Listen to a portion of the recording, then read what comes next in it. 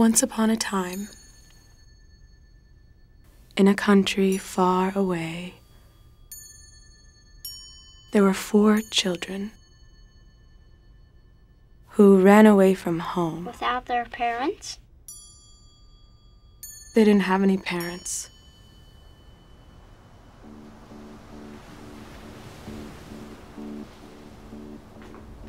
They sailed far out to sea, past the last known country, into uncharted waters where no adult had ever been, until they reached their destination, Childland. This would make a good novel.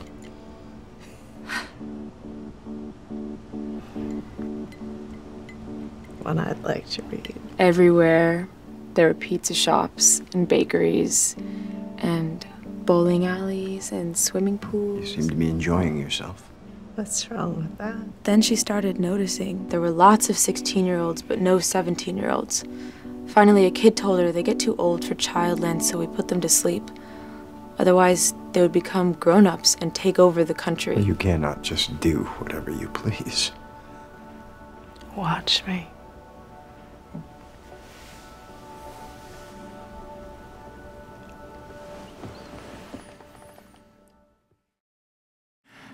So the 70s really were a fucked up time, weren't they?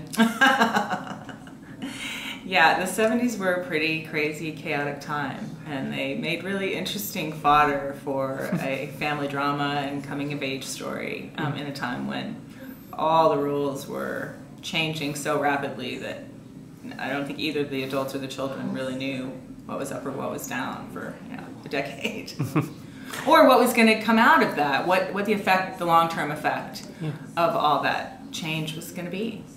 So it's nice to be able to look back and then be able to take some time to process that in a story. Do you think this story speaks to the time in general, or did you look at it as the period informing the story? Really both. I mean, this story couldn't have happened in any other time, for sure. It was a very specific moment in time, particularly with the character of Donna, particularly the mother. You know, she was a very particular type of woman who came of age herself in the old school, where she did what she was expected to do and got married young, had babies, played bridge, and really missed the women's movement. You know, was busy and looking the other way, and then sort of came to in the mid-70s and had missed everything and was completely irrelevant and had no opportunities, and suddenly women had every opportunity. And there was this very particular kind of frustration that created a lot of distortion. I think there were a lot of women like Donna. They expressed it in different ways, but there was a kind of bitterness of having missed this huge wave and opportunity, and then to see their daughters moving into a completely different world where they had all the freedom and opportunities that they didn't have. So that was so particular to that exact generation. I don't think the story could have happened in any other time, but I do think that we were interested in telling that story of these characters and that family, rather than, we didn't start out and say, let's make a movie about the 70s. You know, we said, let's tell this story. But what happened was, frequently over the years, because this script took a long time to get to productions, there was a lot of time and different development tracks that we had been on with it.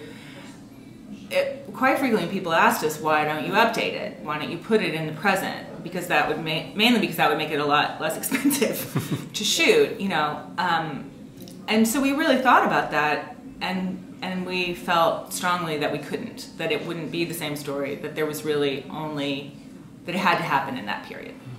So is that maybe too long of an answer? No, that's perfectly fine.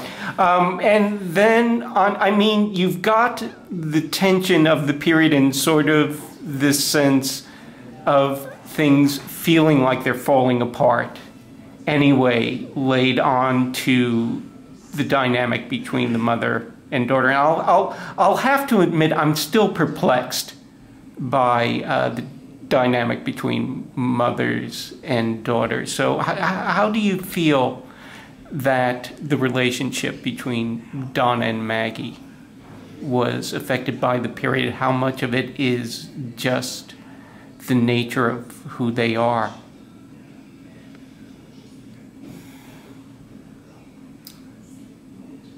Well, I think it's, I mean, again, I think it's both. I think that there is an aspect to it that's very universal, that happens at some level to every mother and daughter at that age, when the daughter is coming of age and has to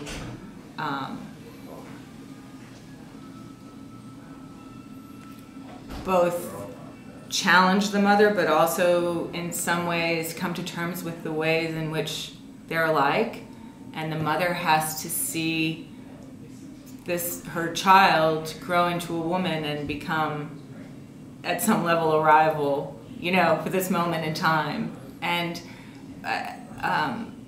you know, there's often a lot of conflict between mother and daughter at that age. So I think that that's universal, and it's interesting that in the people who have seen the film, there's actually a really strong response from teenage girls, even though their world is very different from that time in many ways, and yet emotionally they recognize it, and it feels honest to them, and it feels like somebody understands what they're going through. And surprisingly, girls from 15 to 18, 14 to 18 have had a really strong response to it. They believe it. Some things are universal. I gotta ask you about a couple of things I saw during the end credits. Were the interiors shot on set? On location. Everything was on location. Absolutely. That's what I saw. You actually house. give a very special credit to the house in this. Can you explain to us, I mean, what the house meant, and how did it shape how you approached the film? It was huge. The house was pivotal. Just logistically, to be able to have access to a house that hadn't been updated from the 70s made it financially feasible to shoot the movie. And this home was actually the house of friends of ours that had been friends since we were children. And we had actually spent a lot of time in that house in the 70s. So there was that emotional resonance, which was really cool. And but the beauty of it was that it didn't have any updates. And even a lot of the stuff in the house was still from that time. I mean, obviously there were layers and layers, but this same family had been living there all this time. So they still had a lot of the fixtures and furniture and books and things in and amongst their stuff that was from the period.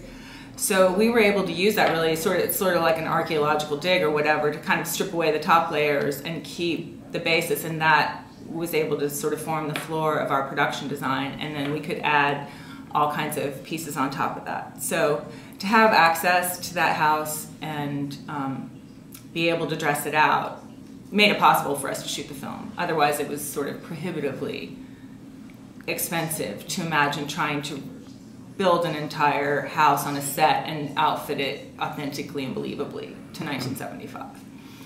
But then the next phase of that was that particular house, the design of it was so extraordinarily cinematic that it really created an opportunity to hone and focus what was already in the script, this idea of really seeing the story through the children's perspective, which had always been the basis of the script.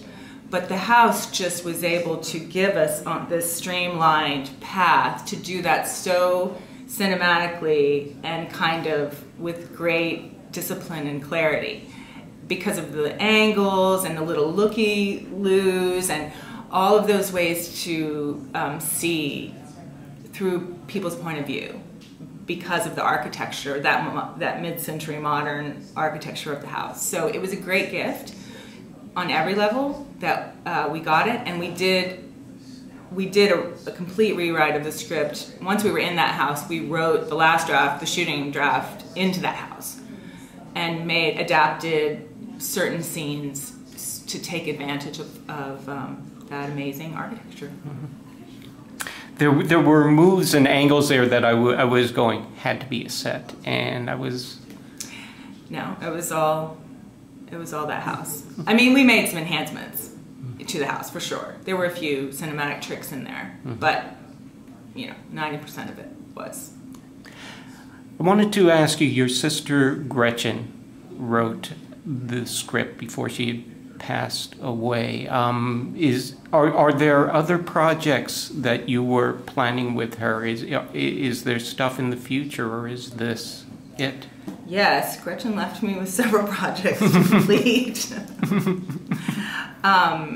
Fortunately, I still think, you know, she's the greatest writer that I've ever known, and it's a privilege to work on her stories. They're so original, and she had such a strong vision and voice.